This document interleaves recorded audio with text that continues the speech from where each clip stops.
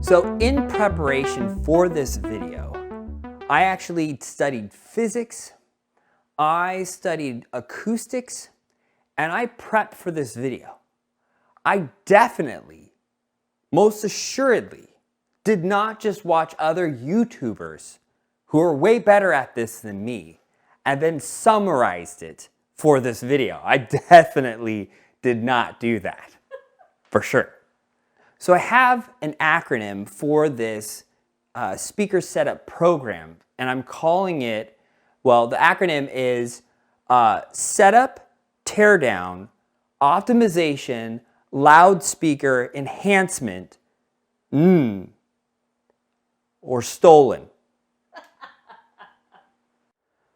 All right, so if you watch videos long enough about speaker setup, what you basically get is the idea that you're supposed to be, and by the way, I didn't watch any YouTube videos about this, but what you have is a triangle where you have the speakers about equal distance apart and then almost equal distance to the listening position. So where you're sitting, that is about equal distance to the distance between these two speakers. Now, an important part of setup is where you're sitting. Now, you don't want to be sitting with your back up against a wall. Basically, the idea is that sound is going to bounce off that wall and come back at you, and it's not prime position. So if you can move your seat into the room, that's going to be better. But for a lot of us, we can't really change where a lot of these things are, where we're sitting. So what we want to do is, if you have a fixed position on the seat, then we need to work with that with the speakers. This speaker is rear ported, which means it has a hole in the back. Essentially, because of that, we need to give room for this speaker to blow air out or to breathe.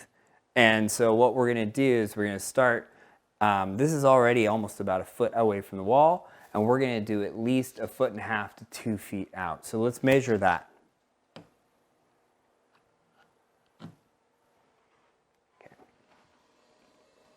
We're going to measure the distance from, this is my pretend listening position, to our speaker. So we'll just go to one of them and stretch it out and say we are at about 5 feet away from that speaker. So now that I've got 5 feet measured as my distance from the speaker, I'm going to measure out about 5 feet away. And so I know at about the end of this, I'm going to have to move this speaker out, or these two far apart. Now that we have adjusted the width of our speakers, we now need to place our chair about dead center of the two speakers. So you can eyeball that, or you can measure it so it's halfway. But I've just lined it up about 30 inches in between, the 5 feet. Now the next step is to start slowly angling the speaker in towards your listening position. So what you'll think of this is as like a flashlight coming off of the tweeter, and you're just moving it in behind the head of where you would be.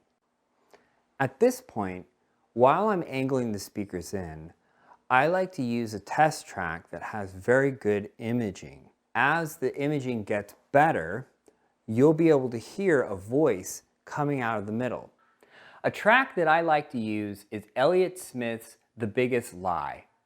When you get the speaker placement set up correctly, you will hear his voice coming directly from the middle as a very clearly defined single voice coming from between the two speakers.